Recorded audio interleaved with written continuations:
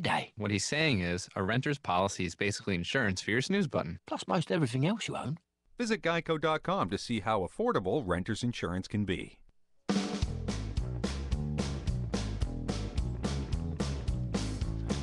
Welcome back. Fred Dryer along with Michael Horn.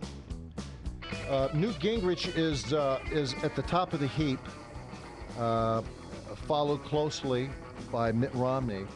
And the conversation is, what is going on in the electorate here, the conservative electorate, the independents, the group of, the list of dumbass white Americans who voted for Barry last time, who are now deciding that they made a big mistake. They let evil in the door. They got to get them out of the basement. Who are they going to get? They've got it comes down to two people realistically, Newt and Mitt Romney. And there's fear about Newt because he's at the top of the heap. Newt has a lot of baggage. He said a lot of things. And I want to play a number 2, Tommy. Here's Newt talking about changing his mind. It's perfectly reasonable to change your position if facts change. If you see new things you didn't see in the past, everybody's done that. Ronald Reagan did it. It's wrong to go around and adopt radically different positions based on your need of any one election, because then people have to ask themselves, what will you tell me next time? Yeah. See? Yeah.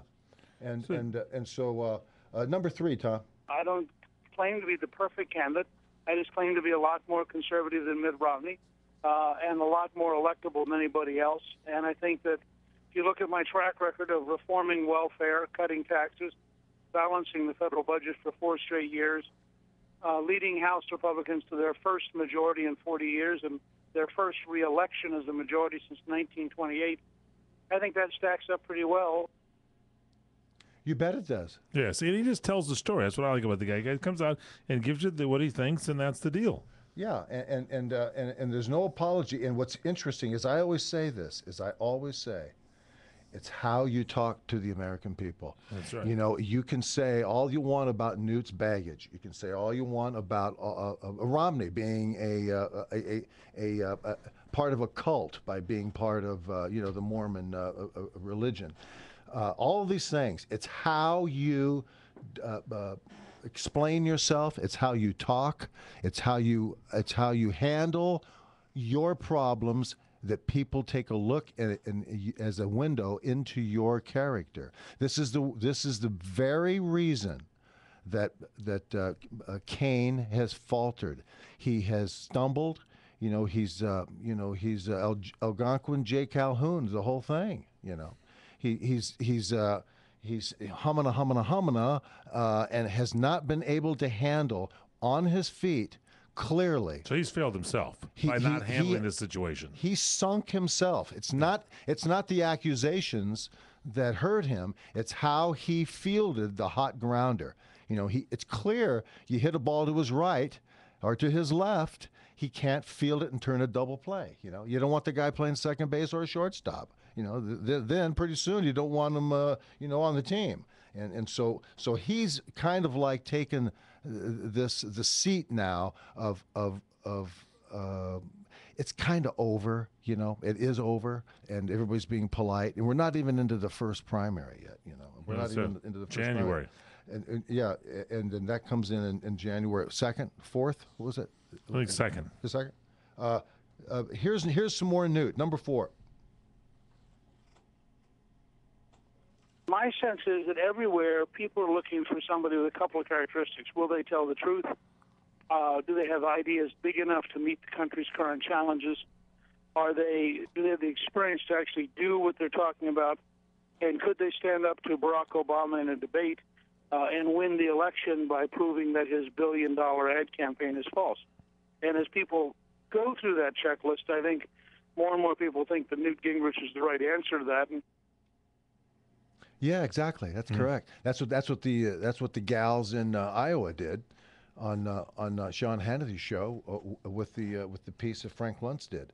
Yeah, and I text Frank. I said, Frank, good job. It's a great piece. It's very encouraging. And he texts back. He put Newt in exclamation points. Wow. So there's a swing No, he can't come out and tell you who he wants. Or who he Right, likes. right. But I'll say it for everybody. He likes Newt. Okay, there you go. Thank you very much. So anyway, what you get now is now momentum building, and this is where the great grinding wheel is now going to start coming after Newt. And he thinks he can bring people together too, doesn't he? Well, Newt? he's going to bring people together, and not only that, I think Newt. What's going to be fun here, as I said before the last break, what's going to be a lot of fun is to watch how Newt handles, just like Ronald Reagan did.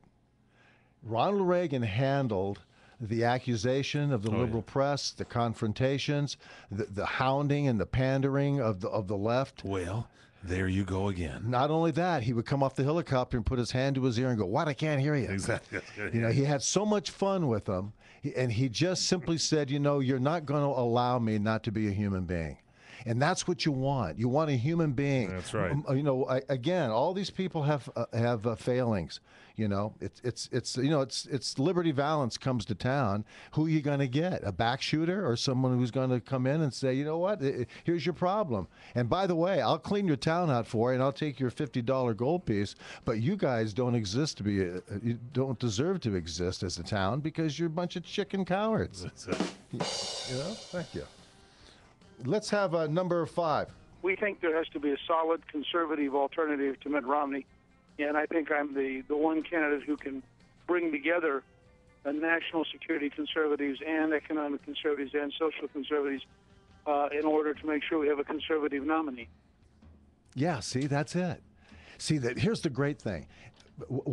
You know, a politician, a candidate like this, is on it when you know that he's talking about things that you're thinking about. Exactly. You know, this is Fred Dryer along with Michael Horn. Don't go away. We'll be right back.